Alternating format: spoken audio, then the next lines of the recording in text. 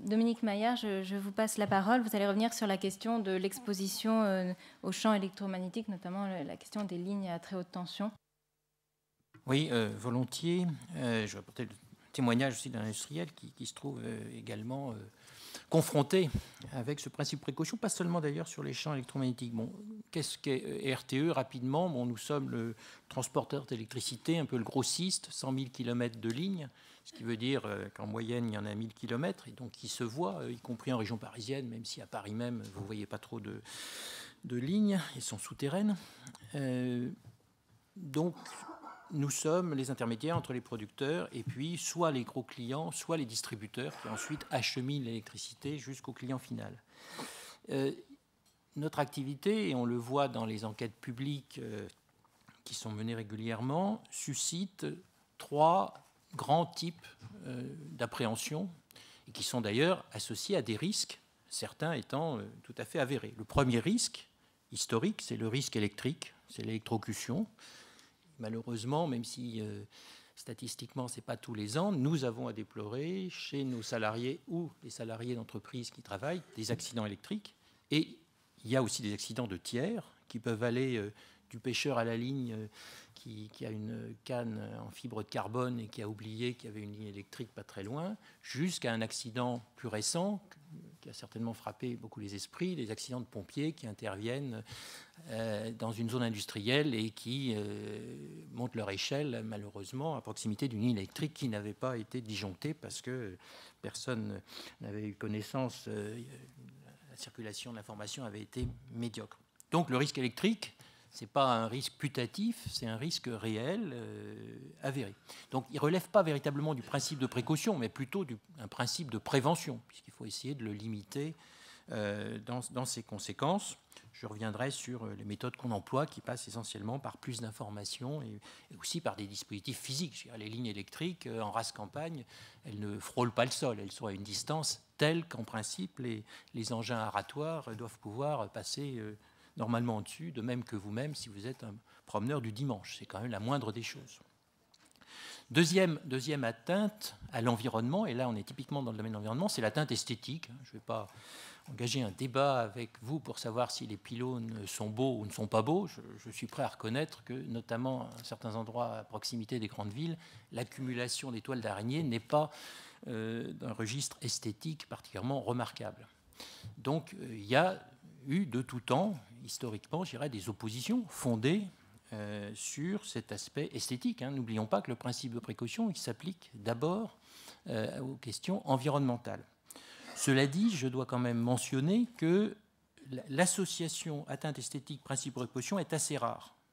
C'est plutôt, là aussi, c'est une contestation directe. Et le troisième thème qu'on voit apparaître dans les risques perçus par les parties prenantes, ce sont les champs électriques et magnétiques, bon, phénomène physique qui n'a rien de mystérieux ni de magique. Depuis M. Maxwell, on peut l'expliquer parfaitement, qui sont liés au champ magnétique, au fait qu'on transporte l'électricité sous forme de courant alternatif, donc qui génère un champ magnétique, lui également aussi alternatif et de basse fréquence, le champ électrique qui est lié à la tension. Alors là, effectivement, il y a une montée très importante des appréhensions sur ce sujet. À titre d'exemple, il y a 20 ans, dans les registres d'enquête publique, il y avait 90% des observations qui portaient sur l'esthétique, la localisation des pylônes, et 10% sur le reste, dont une petite partie sur les effets possibles des champs électriques et magnétiques. Aujourd'hui, on a le témoignage des dernières enquêtes, c'est rigoureusement l'inverse. 90% des observations portent sur les effets présumés des champs électriques et magnétiques et seulement 10% sur l'aspect esthétique. On peut d'ailleurs penser qu'un certain nombre d'opposants, si je puis dire, s'abritent derrière un argument d'opposition au titre d'un effet possiblement sanitaire, alors que sur le fond, c'est d'abord l'argument esthétique qui les anime. Alors, à ce sujet, on rencontre finalement 3 difficultés. La première, elle est d'ordre conceptuel et elle transparaît d'ailleurs dans les rapports, par exemple, de l'AFCET que Jean-Marie Danjou a déjà cité tout à l'heure, enfin dans le domaine qui le concerne. C'est la différence qu'il y a entre corrélation statistique et causalité. Et je trouve d'ailleurs que l'AFCET a réussi la prouesse de mettre dans la même phrase les 2 éléments en disant certaines études font apparaître une corrélation statistique entre la proximité des lignes électriques à très haute tension et l'apparition de certains types de leucémie infantile. Alors c'est vrai qu'il y a ces études, donc cette assertion est exacte. Et puis il y a une virgule en disant « mais à ce jour, aucune causalité scientifique n'est établie ». C'est-à-dire que je ne suis pas médecin, je sais qu'il y en a à la tribune, mais par exemple, l'exposition à un rayonnement ionisant d'une cellule vivante, on sait que ça altère le métabolisme de cette cellule, que des molécules d'ADN sont cassées, que la cellule répare, tant bien que mal, de temps en temps elle se trompe, et puis il y a donc des dérives. À ce jour, s'agissant des effets d'un champ électromagnétique de basse fréquence sur une cellule vivante, il n'y a aucun commencement de début d'explication par lequel son métabolisme serait affecté, ce qui est quand même embêtant pour ensuite déterminer cela. Mais ces notions, évidemment, la différence qu'il peut y avoir entre un fait statistique, qui est parfois d'ailleurs contesté, mais entre un fait statistique et une causalité, c'est une notion qui nécessite quand même quelques développements. Moi, je peux par exemple vous établir une corrélation statistique entre la durée de vie résiduelle d'un lecteur de l'Express comparée à la durée de vie résiduelle d'un lecteur de Jeune et Jolie. Bon, effectivement, comme en général l'âge moyen n'est pas le même, vous aurez une durée de vie plus faible si vous lisez l'Express que si vous lisez Jeune et Jolie. Mais je ne vous conseillerais pas nécessairement de ressombrer dans vos lectures d'enfance pour vous rajeunir ou pour vivre plus longtemps. Donc vous voyez bien que ces notions, pardon de peut-être la banalité de l'exemple, mais enfin ces notions, si on ne les illustre pas, c'est un peu ésotérique. Et quand on dit dans un rapport officiel, il y a une corrélation statistique, il faut un certain recul pour pouvoir admettre que corrélation statistique n'implique pas la causalité. Alors ça ne l'exclut pas non plus, parce que la deuxième difficulté que je vais mentionner, c'est d'arriver à mettre en œuvre le fait que l'absence de preuve n'est pas la preuve de l'absence. Et finalement, ce qu'on nous demande, à nous industriels, c'est d'apporter la preuve, à nous industriels ou disons aux scientifiques, d'apporter la preuve de l'absence, alors qu'à ce jour, on ne peut plutôt qu'accumuler des absences de preuves. D'où effectivement souvent les phrases du genre « à ce jour, on n'a pas établi de causalité scientifique », ce qui donne à penser que si on continue à chercher, on finira bien par trouver. Alors, ce qui est peut-être vrai, mais ce qui peut être faux aussi, et c'est une proposition indécidable. Puis le dernier élément dont on a aussi finalement à souffrir, Jean-Marie Danjou l'évoquait à propos de l'amalgame qui peut exister entre les effets des champs d'antenne et les effets d'un téléphone portable. Nous, on connaît aussi la même chose, puisqu'effectivement, j'allais dire, mutuellement, les résultats, qu'ils soient d'ailleurs bons ou mauvais, qui peuvent exister sur les champs radio, qui concernent mon collègue, eh bien, soit sont généralisés aux effets supposés des champs basse fréquence des lignes à haute tension ou réciproquement. Alors que physiquement, bien sûr, il s'agit aussi de champs électromagnétiques, mais qui n'ont pas nécessairement les mêmes caractéristiques et donc dont on ne peut pas induire, encore une fois, soit positivement, soit négativement, des conséquences l'une sur l'autre. Donc il faut vivre avec tout ça, et nous vivons avec ça. Et quelles sont les réponses que nous cherchons à apporter ? Bon, la première réponse, c'est d'être plus transparent, ou tout au moins d'être transparent. Ça a été évoqué, et s'agissant du transport d'électricité à haute tension, c'est la même chose. Ça fait 80 ans que ça se pratique, pas seulement en France, mais partout dans le monde. Donc il y a une masse considérable d'études ou d'expériences qui a pu être accumulée, notamment sur l'exposition des travailleurs à ces champs puisqu'ils y sont exposés dans leurs interventions régulières.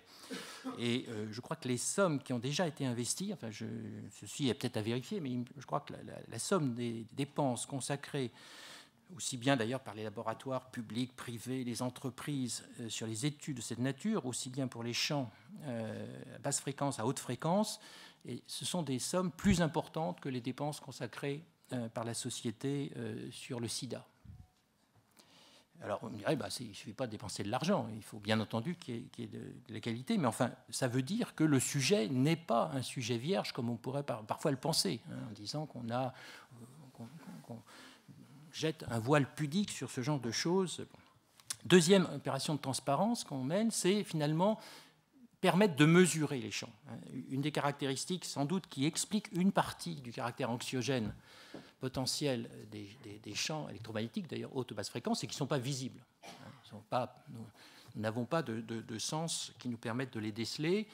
Et même d'ailleurs, les gens qui se déclarent électrosensibles, vous savez qu'il y a une polémique à ce sujet, quand on les a soumis à des expériences en aveugle, c'est-à-dire en les mettant dans une cage de Faraday, et puis en disant on va vous soumettre ou non à un champ, et puis si vous pensez être soumis à un champ, vous appuyez sur le bouton vert, et si vous pensez qu'il n'y a pas de champ, vous appuyez sur le bouton rouge. On a noté une totale décorrélation entre l'exposition ou non au champ et la perception, ce qui veut dire qu'il n'y a pas de perception. Ce qui ne veut pas dire que les gens qui se déclarent électrosensibles ne sont pas malades ou ne se rendent pas malades, mais pour d'autres raisons.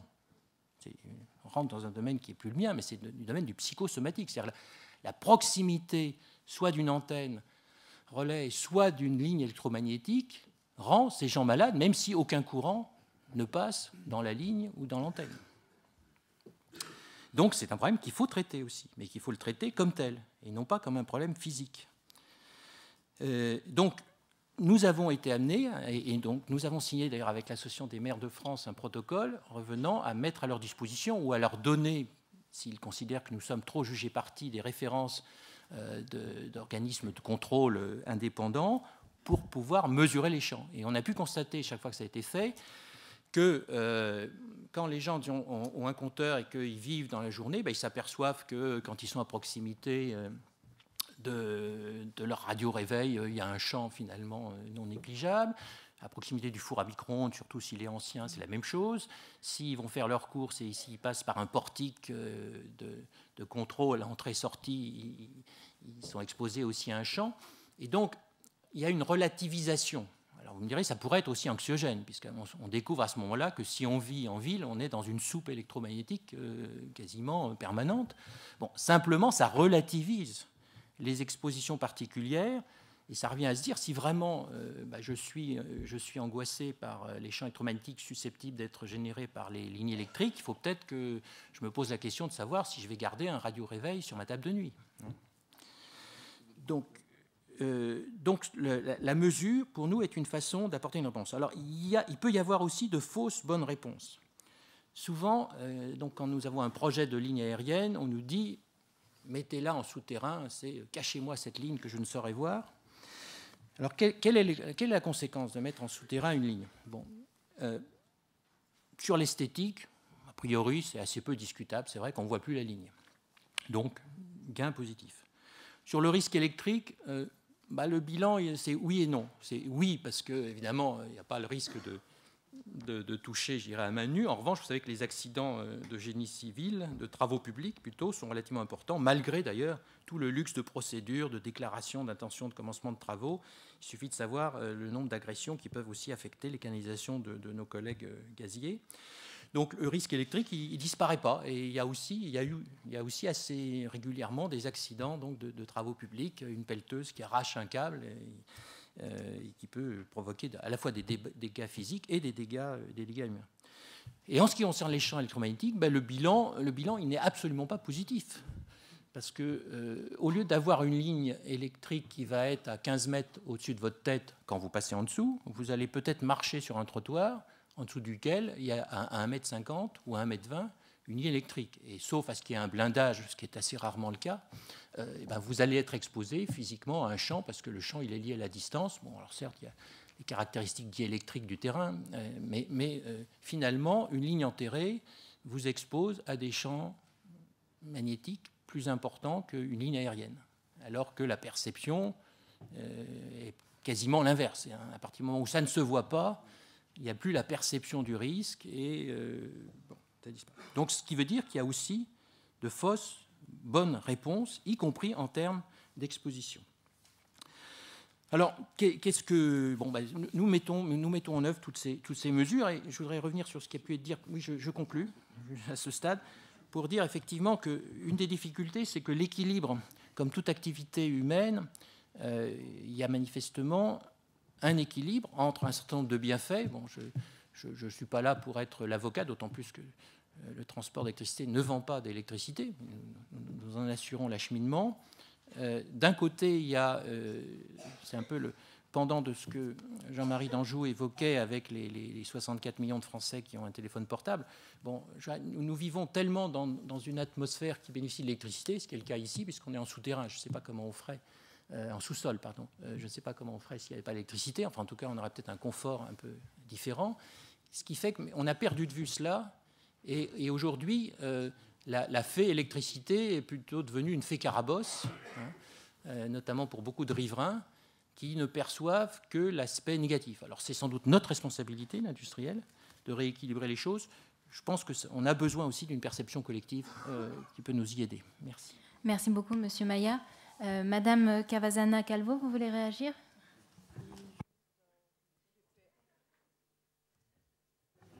Si je peux juste dire un mot à M.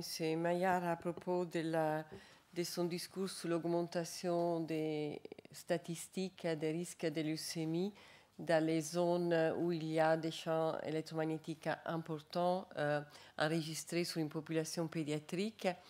Mais je pense que votre argumentaire sur l'absence de cause à effet est absolument non, on ne peut pas le retenir. Beaucoup de fois en médecine, on est confronté à des observations, parce que malheureusement, ce n'est pas les mathématiques, donc nous ne sommes pas capables de relier d'un rapport de causalité une maladie à la consommation d'alcool, à la consommation de médicaments, à la drogue, à la thérapie génique, aux ondes électromagnétiques, mais les données sont là, il faut en tenir compte.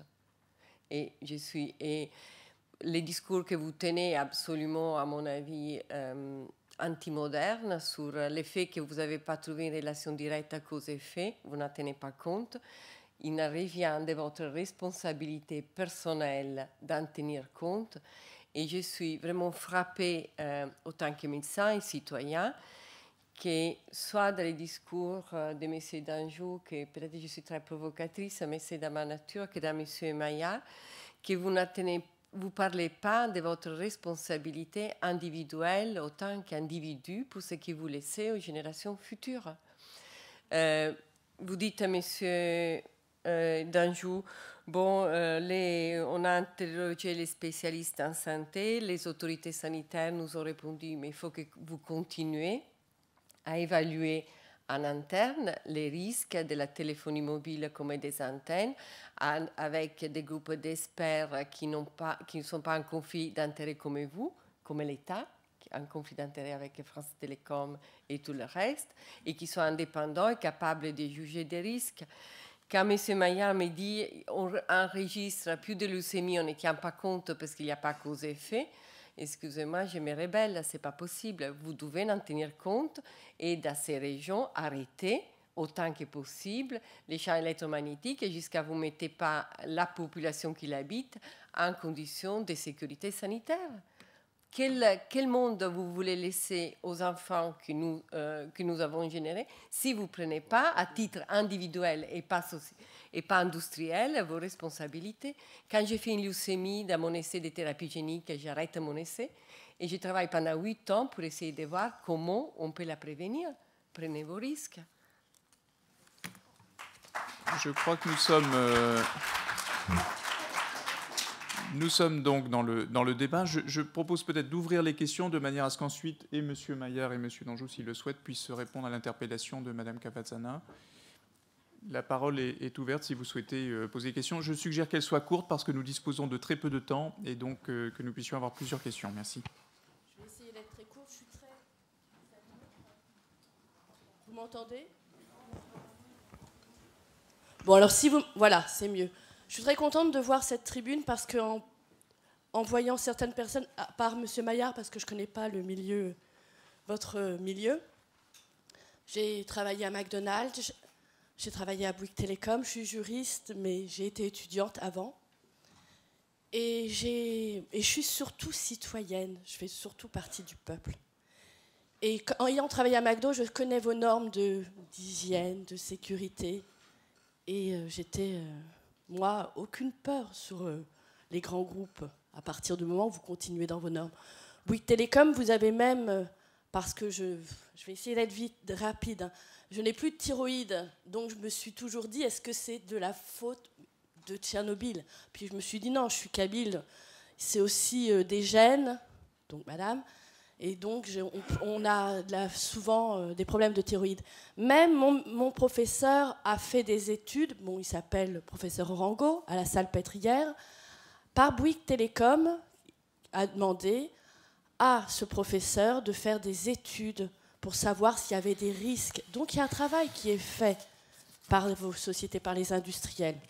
Moi, ce dont j'ai peur, et je vais arrêter là, parce que je n'ai pas une question particulière, j'ai un grand respect des médecins, mais j'ai horreur des hôpitaux.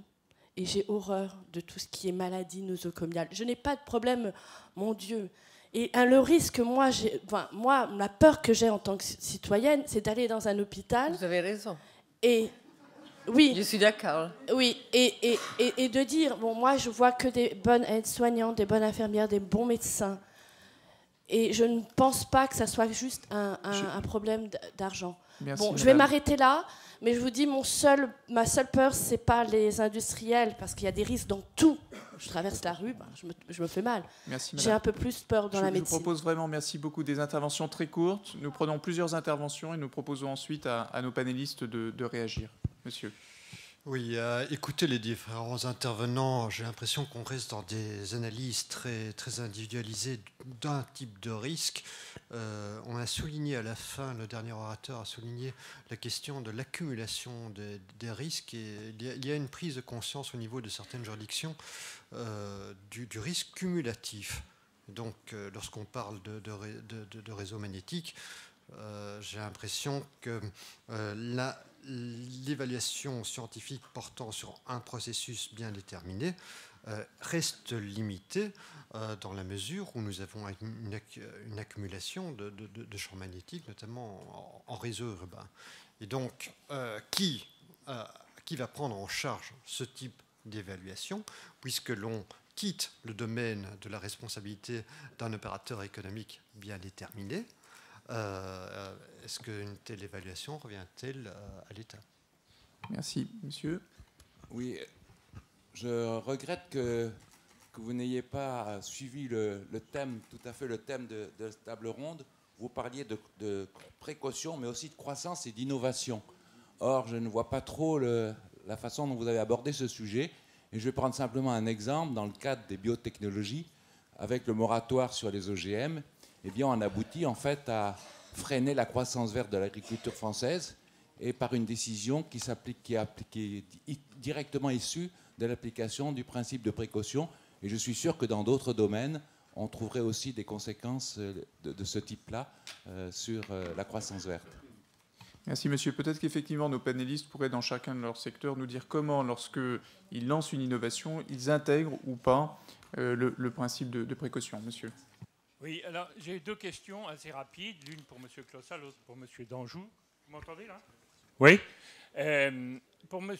Clossa, c'est un constat, un état des lieux. Il y a 1,5 milliard d'obèses ou de gens en surpoids dans le monde, et ce soir, probablement 1 milliard de personnes n'auront rien dans leur assiette. Alors, je ne fais pas de lien entre McDonald's et l'obésité, parce que surtout en France, ça ne se pose pas vraiment, enfin un peu quand même. Mais je voudrais votre réflexion sur la liberté du consommateur par rapport à l'application du principe de précaution qu'il peut s'appliquer à lui-même, en réalité.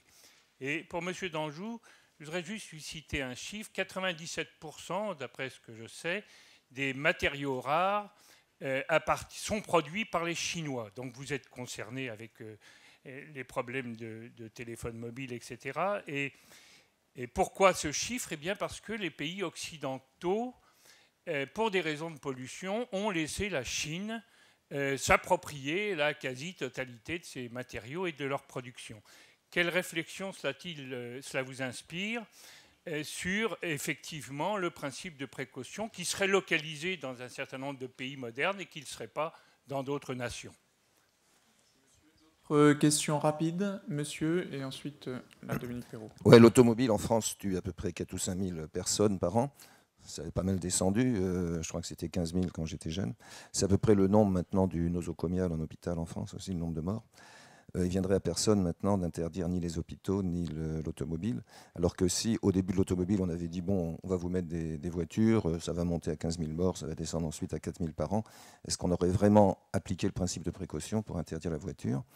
C'est visiblement pas le cas dans les publicités pour voitures. Alors finalement, on est provocateur. Est-ce que dans ce principe de précaution, ça touche le mobile, ça peut toucher l'alimentation, ça touche l'électromagnétique. On ne devrait pas prendre en compte non seulement le nombre de morts, le nombre de blessés, etc., mais aussi le confort que ça apporte et peut-être faire un équilibre entre les deux, quoi. Dominique ? Une question à Dominique Maillard, qui était directeur de la DGEMP.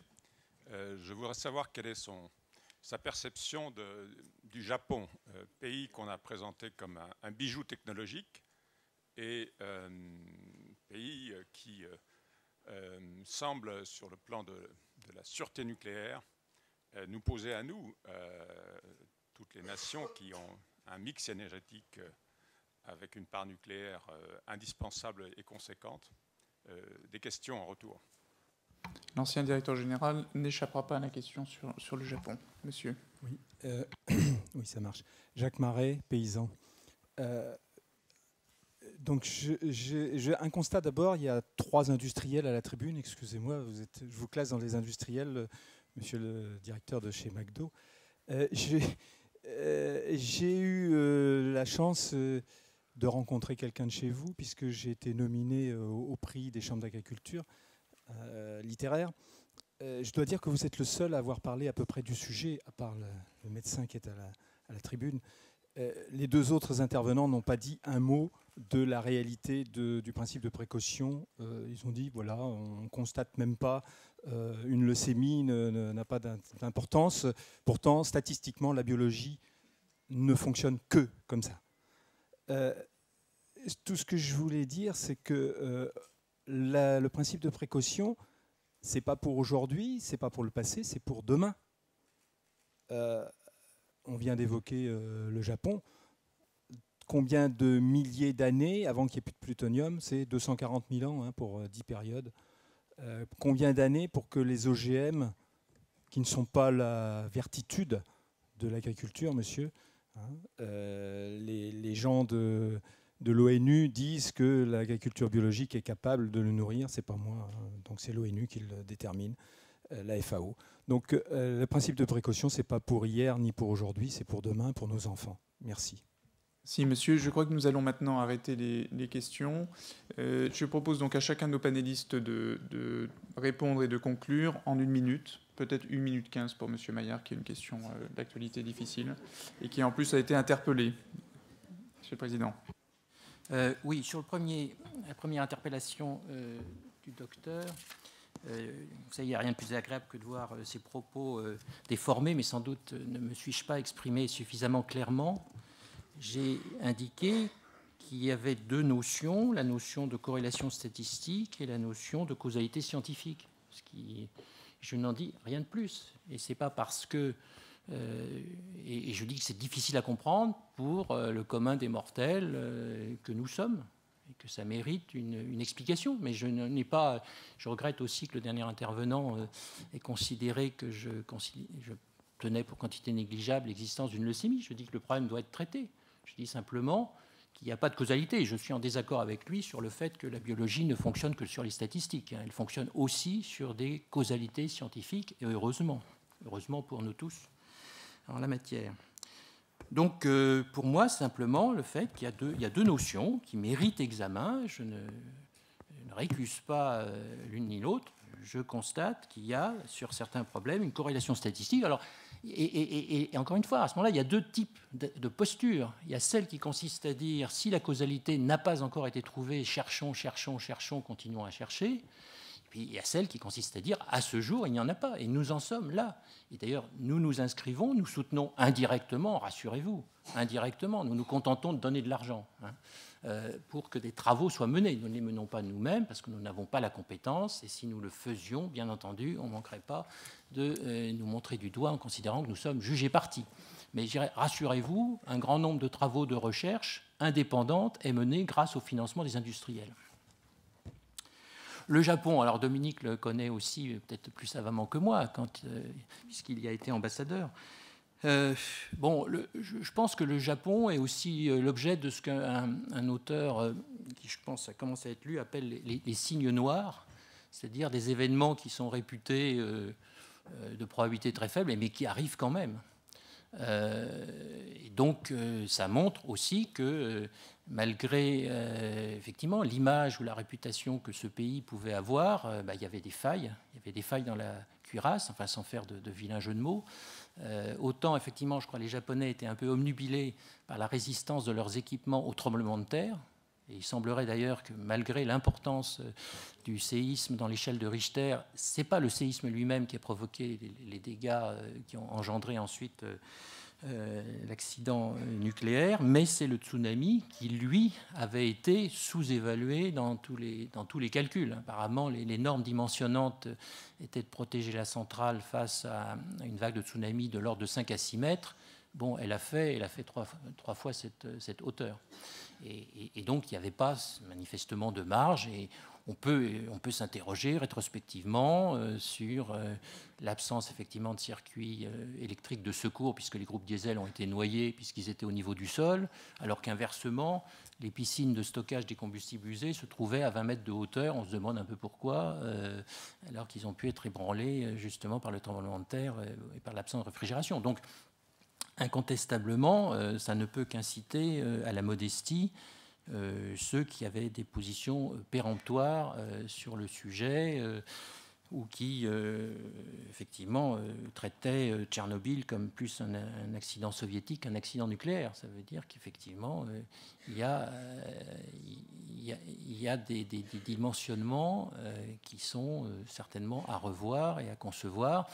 Bon, moi, je n'ai pas suffisamment de recul et je ne suis plus compétent à la matière, mais je pense aussi qu'il faut replacer ça enfin, si on analyse, il y a bien sûr l'accident lui-même et il y a la réaction dans les premiers jours et les premières heures. C'est vrai que vu de Paris ou vu de Londres ou vu de Washington, il y a certains aspects qui paraissent encore difficiles à comprendre. Pourquoi a-t-il fallu attendre 10 jours avant de réalimenter, de tirer un câble électrique, hein. Je reviens à un domaine que je connais un peu mieux, de moins d'un kilomètre. Alors c'est vrai qu'il y avait beaucoup de débris, c'est vrai qu'il y avait sans doute des zones qui commençaient à être irradiées. On n'a pas encore tout le retour de l'expérience. Je pense qu'il faudra aussi pouvoir faire le tri entre la relation instantanée. Alors les Japonais ont fait des efforts de transparence, ce qui n'est pas spontanément aussi quelquefois dans leur comportement. Mais ils ont eu aussi un réflexe. Nous leur avons fait des offres, enfin nous-mêmes et puis des entreprises plus spécialisées dans le domaine nucléaire leur ont fait dès le début des offres de services. Et la réponse était à peu près toujours la même. Merci beaucoup de penser à nous, mais non merci, nous débrouillons tout seuls. Et ils ont eu cette attitude-là pendant 15 jours. Et ensuite, effectivement, ils ont eu recours à l'aide qui leur était offerte. Merci beaucoup, M. Maillard. C'est un thème en soi, évidemment. On pourrait inviter les deux fondations à refaire un colloque spécifique sur le nucléaire et principes de précaution. M. Clossard. 3 réponses rapides. La question de la liberté du consommateur, elle s'exerce pleinement quand le consommateur est éduqué. Et l'éducation, elle commence dès l'école. Elle commence par la promotion de l'activité publique. Mais une entreprise comme la nôtre, elle a aussi un devoir spécifique. Et ce devoir, pour nous, c'est notamment l'information nutritionnelle, pour lequel on a été un pionnier à la fois au niveau national et européen. Mais c'est aussi l'évolution, l'adaptation continue de notre offre alimentaire avec une diversité de produits, veiller à offrir des menus aussi équilibrés que possible avec tous les types de protéines. Donc offrir de la variété, de la diversité, ça fait partie aussi de notre responsabilité. Sur la question croissance et innovation, ce que j'ai essayé de dire, c'est que pour une entreprise comme McDonald's France, une des conditions de sa croissance durable, au-delà de sa capacité à offrir des produits qui sont dans l'air du temps et à fournir une sorte d'excellence opérationnelle en matière de sécurité alimentaire, c'est d'intégrer dans sa proposition de valeur des attentes d'ordre sociétal, d'ordre citoyenne, qui sont environnementales, qui sont aussi de s'approvisionner de manière locale. Et tout ça concourt aussi à la précaution, parce que quand vous avez des fournisseurs locaux dans la durée, c'est plus facile de tracer des risques. Le troisième point sur les moratoires, et notamment sur les OGM, une société comme McDonald's à l'échelle mondiale a signé un moratoire sur les OGM par rapport au soja. Le soja alimente le bétail du monde entier. Le sujet qui se pose pour nous, c'est qu'on voit par exemple qu'un pays comme le Brésil, quasiment tous ces champs deviennent des champs OGM soja. Je crois qu'en 2014, ça serait 93%. Et le travail qu'on est en train de faire, c'est de trouver des fournisseurs alternatifs ou des modes de nutrition du bétail qui soient aussi alternatifs. Et c'est pour ça qu'on fait des recherches avec l'INRA et avec d'autres sur le sujet. Voilà, merci. Merci beaucoup, Monsieur Closa. Madame Cavazana-Calvo, vous voulez réagir par deux mots Monsieur Danjou, d'abord, s'il vous plaît. Merci. Non, oui, effectivement, puisque je voudrais répondre à ma voisine qui s'inquiétait par rapport à la responsabilité. Et je me suis peut-être mal exprimé ou j'aurais été mal compris, mais bien entendu que les opérateurs sont pleinement conscients de leur responsabilité. Notre responsabilité est engagée, je l'ai indiqué clairement, et c'est pour ça qu'on se tient au courant, bien entendu, très étroitement, en permanence, des analyses scientifiques qui peuvent sortir et de l'avis des autorités sanitaires sur ces analyses. Il y a un travail en continu qui est fait en France par l'ANSES, je l'ai dit tout à l'heure, je crois que j'ai abondamment développé. Donc ce que j'ai indiqué ne fait que refléter ces positions, qui, je le signale, ont été d'ailleurs confirmées par les 3 académies en France récemment, l'Académie des sciences, des technologies, ainsi que l'Académie de médecine, dans un avis extrêmement rare, puisqu'elles se sont exprimées conjointement. Et il y a aussi d'ailleurs, je vois Alain Geste qui est rentré dans la salle, l'OPEX qui a émis un rapport il n'y a pas longtemps sur le sujet, qui dit exactement la même chose que ce que j'ai dit. Et bien entendu, nous continuons à suivre ça. Et l'ANSES fait des études en permanence au fil de l'eau, et les autres organismes aussi. Donc nous assumons nos responsabilités. D'ailleurs, si un risque devait être établi pour l'utilisation du téléphone mobile, mais les opérateurs seraient le premier à vouloir le savoir pour en tenir compte. Vous vous rendez bien compte. Donc il va de soi que nous sommes éminemment responsables. Donc j'ai simplement essayé d'être un peu précis, un peu factuel dans ce que j'ai dit. Et je pense que c'est ça qu'il faut faire, c'est-à-dire avoir une approche précise. C'était l'objet de notre colloque, plutôt que de se jeter à la figure des affirmations un peu générales ou des amalgames, comme on l'entend trop souvent. Donc j'entends souvent des associations, quelques associations d'opposants qui disent, bien entendu, que tout ceci n'est pas la vérité scientifique, qu'on nous cache des choses, que les scientifiques ne sont pas indépendants, etc. Bon, il appartient à l'autorité sanitaire, c'est le rôle de l'ANSES que de faire des expertises indépendantes. Pour ça, elle a mis en place des procédures, y compris déclaration de conflit d'intérêts éventuels de tous les experts qui participent au groupe de travaux. Et il y avait même un représentant des associations d'opposants qui était associé à ces travaux la dernière fois d'ailleurs. Maintenant, au bout du compte, vous en aurez toujours quelques-uns à qui le résultat de ce travail ne plaît pas et qui diront « Ah, ça n'est pas indépendant ». Excusez-moi, mais entre quelques associations d'opposants et l'OMS, moi je choisis l'OMS. Donc pour terminer et répondre à la question du monsieur tout à l'heure sur les analyses sur l'ensemble des ondes, effectivement, c'est bien ce qu'a fait l'AFCET. Elle a fait une analyse sur l'ensemble des ondes, dans l'ensemble des champs de fréquences, pour avoir une vue d'ensemble. Donc on peut se référer à ce document qui est sur Internet, tout le monde peut consulter tout cela, c'est tout à fait transparent. Et quant aux métaux précieux, effectivement, les métaux rares, écoutez, justement, je viens de lire dans les Échos à la une d'aujourd'hui que la France relançait la recherche sur les métaux rares, donc ça tombe très bien. En tout cas, n'oublions pas en conclusion qu'il y a plus de 4 milliards d'utilisateurs du mobile sur la planète, y compris dans les pays en voie de développement, en Afrique, etc. Le mobile rend énormément de services, il sauve des vies quotidiennement, il sauve des millions de vies, donc n'oublions pas cela, mais continuons à être vigilants, effectivement, dans le suivi de ces affaires. Merci beaucoup, Monsieur Danjou. Madame Cavazana Calvo. Oui, moi je voudrais faire quelques répondre à monsieur là qui voulait être provocative, mais je ne trouve pas son intervention sur voiture, hôpitaux, risque et confort. Je pense que vous pouvez voir les choses complètement différemment. Dire que vous allez fermer les villes aux voitures parce que vous aurez beaucoup moins de pollution, beaucoup moins d'accidents de voitures, beaucoup moins de tués de la route, beaucoup moins d'une ville habitable et très confortable pour tout le monde, où tout le monde peut se promener, de l'handicapé à la personne malade, au vieux. Vous pouvez avoir les véhicules qui s'arrêtent autour de la ville et votre confort ne sera qu'amélioré. Pour ce qui concerne l'hôpital, effectivement, peut-être qu'il faut abandonner l'idée de ces grosses agglomérations dont je fais partie, des hôpitaux universitaires avec des 10 000, 1000 médecins, 8 000 infirmières dans un seul agglomérat où nous pouvons être amenés à faire face à des infections nosocomiales très importantes, mais peut-être qu'il faudrait avoir des points de santé mieux distribués dans la ville où les gens pourraient aller beaucoup plus facilement sans queue et avoir pas les hôpitaux encombrés par des choses qui devraient être de l'apanage de la santé d'un petit point de santé infirmier dans chaque quartier. Ça améliorerait sûrement votre confort à titre personnel. Pour ce qui concerne l'interdisciplinarité, je vous donne juste un exemple, les insecticides, agriculture et santé.